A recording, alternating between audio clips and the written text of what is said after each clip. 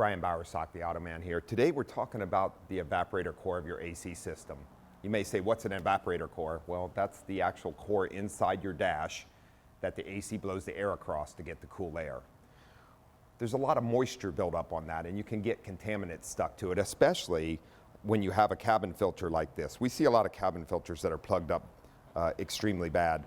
When this happens, it gets small tears and it allows dirt and contaminants through that get stuck to the evaporator core. And because of the moisture, the evaporator core can also start to grow a little bit of mold or spores, etc. You want to keep the evaporator core clean, and in doing so, along with replacing the cabin filter, you get really good airflow out of the dash of your AC system, and the system keeps working properly.